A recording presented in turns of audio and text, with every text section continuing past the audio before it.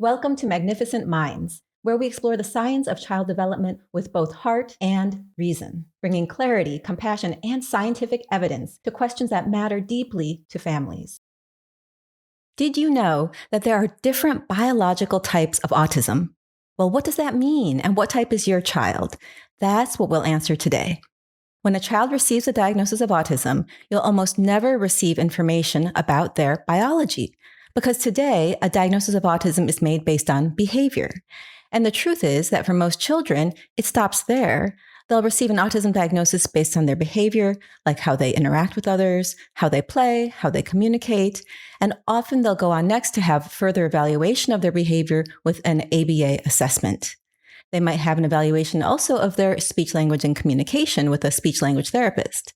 They might have an evaluation of their sensory and motor skills with an occupational therapist. All of these are important, but the fact is, most children today still do not get the right biological testing after an autism diagnosis. Many parents don't even know it exists. And this is really important because when we do look at the biology underneath the diagnosis, what we find is that children with an autism diagnosis look completely different from each other. Same diagnosis, different biology underneath. And once we begin supporting each of them based on their actual biological profile, not just their behavioral profile, that's when things start to shift in ways that never could have before. After today's episode, you'll never think about autism the same way again. If you caught my recent episode on behavioral subtypes of autism, you know we spent time looking at autism from the outside, the different ways autistic children behave, what their developmental and behavioral profiles look like, where their strengths are, what kind of support they need based on what we observe. That episode was about what you see. This episode is about what's happening inside. There are a number of different and sometimes overlapping biological types of autism. Researchers use the word subtypes. Most children with an autism diagnosis fit into one of them, and sometimes children fit into more than one. Most families don't know this. So I want to be clear about what biological subtyping actually is, because it's generating a lot of excitement in research right now, and also a lot of questions. What is it exactly? Well, here's the simplest way I can frame it. Every autistic person has a unique nervous system, and that nervous system developed inside a body with its own particular biology, its own immune system, its own metabolism, its own genetic makeup, its own prenatal history. Biological subtyping is the science of understanding those underlying biological patterns so we can support each person more specifically, more accurately, and more effectively. It's about saying, this child in front of me has a nervous system that works in a particular way, and I want to understand the full biological context that nervous system is living in, because that context shapes everything from their energy levels to their sensory experience to how they respond to support. The science has advanced a lot recently, so let me walk you through each of the major biological subtypes researchers have identified. First, a warning. What most people, including most clinicians and even some researchers, get wrong about biological subtypes of autism is that they treat them like clean, separate categories with clear lines between them. But that's not how it works. These categories are not mutually exclusive. In fact, a child often has more than one at the same time. Because these subtypes are about biological characteristics, and someone can have several. So the biological landscape of autism is layered, and in many individuals, multiple patterns coexist and interact. Having one biological subtype does not mean you don't have the others. And I want to be honest with you about where the science actually stands right now. We don't yet have standardized, universally agreed upon criteria for identifying each of these subtypes with complete confidence. And different research groups are using different methods, and the boundaries between categories are sometimes genuinely blurry. The clinical tools to comprehensively characterize a child's full biological profile are still being developed and refined. This doesn't mean the framework isn't useful. It absolutely is. These categories give clinicians and researchers a vocabulary, a set of questions to ask, and a direction to investigate. They help us look at a child and say, what biological patterns might be contributing to their specific profile, and what can we do about them? But they don't replace the need to understand each autistic child as a whole unique individual. We're still very much in the era of needing to understand each person's unique individual biology, and the biological subtype categories help us do that more precisely. They give us a biological map to guide us. If you're wondering whether your child's therapy program, their ABA, their speech language therapy, their occupational therapy, or in any other learning experiences, if you're wondering whether your child is progressing as much and as quickly as they should, you should not just be evaluating the quality of those services, you should also ask this question: what's being done to support their biological health so they can get the most out of their therapy program? Because here is what I have learned across 25 years of working with autistic children. Each child's autism is biologically unique, and a care team that isn't asking about their biological profile, about their health history, their energy patterns, their immune function, their genetics, well, that care team is working with an incomplete picture. Behavioral and developmental support and biological understanding are not separate tracks. They belong together. A child whose cells are struggling to produce energy efficiently is going to find it harder to engage in therapy, no matter how skilled the therapist, no matter how hard the child is trying. A child with unaddressed inflammation may have pain or other sensory experiences that make the environment genuinely overwhelming in ways that affect everything downstream. Addressing the biology isn't instead of behavioral and developmental support. It's what allows that support to work as well as it possibly can. This is the foundation of everything I've built my career around, and it's what we do at Cortical. We bring together ABA, developmental therapies, counseling, and medical specialties, including neurology, so that we can actually look at the biology, because autism care done right requires all of these lenses working together. We look at the whole child. We ask about biology.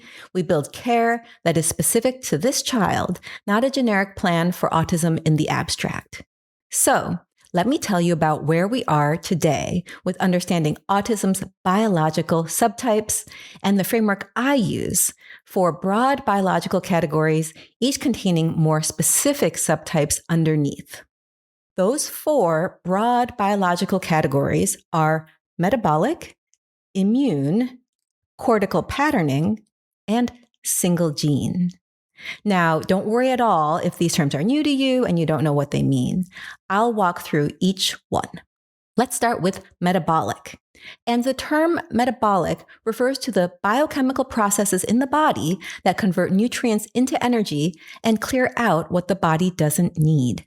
Think of every cell as a tiny factory.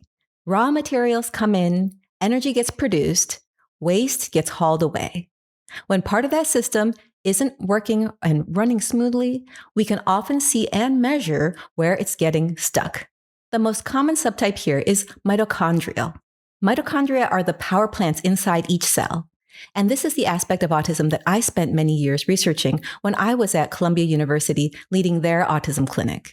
In 2014, I published a research study with my colleagues at Columbia where we used brain imaging to study mitochondrial function in autistic children and adults. What we looked for specifically in the brain is lactate, which is a marker of inefficient energy production. We found lactate at significantly higher rates in the brain in autism, 13% versus 1% in non-autistic individuals.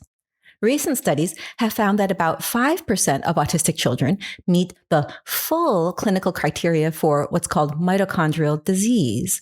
And these are conditions where a gene mutation is the cause of mitochondrial deficiency.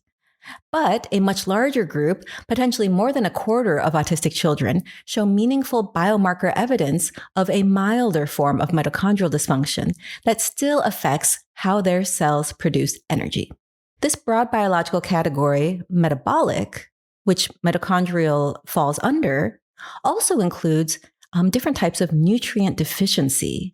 And research shows that 30 to 40% of autistic children have insufficient vitamin D or iron levels, regardless of their eating habits. And something like iron deficiency can show up as fatigue, paleness, or trouble with attention. Vitamin B12 deficiency is also more common in autism, and when vitamin B12 is low, it can cause developmental delays and learning difficulties. And another vitamin you might have heard of in relation to autism is vitamin B9, which is folate. Some autistic children have difficulty converting folate to its active form in the body, and some have low levels of folate in the brain. Folate is necessary for brain development and helps cells to grow, repair, and function properly. This is when the medication leucovorin, which has gotten a lot of attention recently, this is when it can have an important role when a child has a subtype of autism with disturbances of folate metabolism. Leucovorin is essentially a form of high-dose folate. Also within the metabolic category are a set of metabolic disorders called inborn errors of metabolism. And these have a genetic cause and affect how the body processes different nutrients and gets rid of byproducts that need to be removed from the body. These are found in roughly 3 to 7% of autistic children. So even though they're not extremely common, we have tests for them. It's important to identify them if they are present. And we have ways of treating many of them through dietary changes or targeted nutritional supplementation. Metabolism is a complex area, so understanding your child's metabolism and supporting them means having a doctor or nurse practitioner, so having a medical team who knows your child well and can make sure the right tests and treatments are done. The second broad category is immune or inflammatory. And to understand this one, it helps to start with a simple fact. Your immune system and your brain are in constant conversation with each other. They are not separate systems. In fact, the brain actually has its own built-in immune cells called microglia, whose job is to monitor the brain environment and respond to anything that seems like a potential threat. When the immune system is doing what it should, that conversation, that runs in the background quietly and does a lot of important things. But when the immune system is overactivated or dysregulated, maybe sending out too many inflammatory signals or sending them at the wrong times, well, that can affect how the brain develops and functions. This can start even before birth, and we have good research now showing that significant immune activation during pregnancy, like from an infection or inflammatory illness that the mother experiences, well, this can send inflammatory signals across the placenta that affect how the fetal brain is developing. The brain is building itself at an extraordinary pace during pregnancy, and disruptions to that process during critical windows can have lasting effects on how the brain is organized. And I want to be clear, this is not about anything a mother did wrong. Infections and inflammation during pregnancy are common, and most mothers have no way of knowing that their immune system response is affecting fetal development. After birth, immune dysregulation can continue to show up in the brain itself in the form of those microglia being chronically activated or ongoing low levels of neuroinflammation that affects how the brain is functioning and how the brain processes the world. For families, this subtype often looks like a child whose maybe sensory sensitivities are particularly intense, whose behavior or regulation seems to shift noticeably when they're sick, or who has recurring immune-related health challenges alongside their autism profile. The brain and the immune system are so interconnected that when one is dysregulated, you often see it in the other. A medical professional who understands the role of the immune system in autism will look for indications of immune differences or disorders in your child and also in family members. Often these things run in the family, and they can make sure the right immune tests are done and they can guide you in appropriate therapies. The third category is cortical patterning. And this is one that is really about how the brain was physically built before your child was even born. During pregnancy, the brain is under construction at a pace that's really almost impossible to comprehend. Billions of neurons are being born, traveling to their designated locations, and organizing themselves into precise layers and regions. The outer layer of the brain, called the cortex, is where most of this complex organization is happening, and it's where a lot of our higher level thinking, sensory processing, and communication happens throughout life. For some autistic children, something in that construction process unfolds differently. An important research study published in the New England Journal of Medicine looked at brain tissue from autistic children and found patches where the cortex wasn't organized into its normal layers, suggesting that during prenatal development, there was a disruption in how neurons were differentiating and finding their way to the right places. You can think of it like a city where some neighborhoods get built according to plan and others don't. The city still functions, but it functions differently and in ways that are specific to where the disruption happened. One of the most visible signs of this subtype can actually be something a pediatrician measures at every well-child visit, which is head circumference. Research has found that a subset of autistic children have a period of unusually rapid brain growth in the first years of life, resulting in a head size that's larger than typical. This isn't harmful in itself, but it is a marker that something in the early brain building process was different. And newer research is starting to uncover the specific biological mechanisms like excess neuron production, altered communication between cells, which is called cell signaling, and even the role of blood vessels in guiding where neurons travel during development. These findings are more likely to show up when you look at images of the brain, like from an MRI scan, or you can get clues through a very detailed medical history, which is one reason it often goes unrecognized unless you're working with a doctor or other medical professional who knows to look for it. The fourth category is called single gene, because there's often one single gene, identifiable, that's doing something differently, and that particular gene is, that change is significant enough that it produces a recognizable pattern. Often that pattern has its own name. And so that recognizable pattern might include characteristics beyond autism itself. And all these different characteristics trace back to the same genetic change. Those other characteristics might include certain facial features or possibly disruptions to other body functions like the heart, the GI tract, the bones, hormones, or others. You may have heard of some of these, like Fragile X syndrome, Rett syndrome, Phelan-McDermid syndrome, tuberous sclerosis complex, sometimes called TSC, and another one called PTEN or PTEN-related conditions. There are many others. Each of these involves a specific genetic variant that affects brain development in particular ways, and each comes with its own distinct profile in terms of what a child's development looks like, what medical monitoring might be helpful for them, and what support approaches are most relevant. What makes this category especially important right now is that it's one of the most actionable areas in autism. When you can point to a single gene, you can actually, in research studies, look exactly at what that gene does, why it matters, and increasingly, whether there are ways to address the biology specifically. There are already specific medical therapies for some of these conditions, and more research studies are underway. My hope is that learning about these 4 biological categories and all the biological subtypes within them will help you better understand your child. Remember that having one identified subtype doesn't mean others aren't present. Often, several are together. It's very common to have more than one.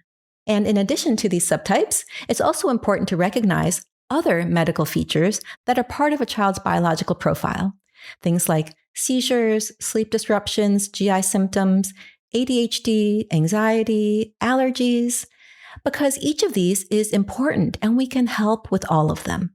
I feel very strongly every autistic child deserves to be understood in full, not just what we see on the surface, not just behavior, but the whole biological context they're living in, the unique pattern of their immune system, their energy metabolism, their genetics, their developing brain, all of it. Biological subtyping is giving us better tools to do that. The science is young and it's evolving, and there's real humility required in how we apply it, but the direction is pointing toward more individualized, more biologically informed, more whole child care. That direction is right. And if something in this episode made you wonder whether a deeper biological lens might add something to your child's care, I hope you'll explore it. At Cortical, it's at the heart of everything we do. You can find more information about biological subtypes and about Cortica on our website at corticacare.com. Thank you for joining me here on Magnificent Minds. I'll see you next time.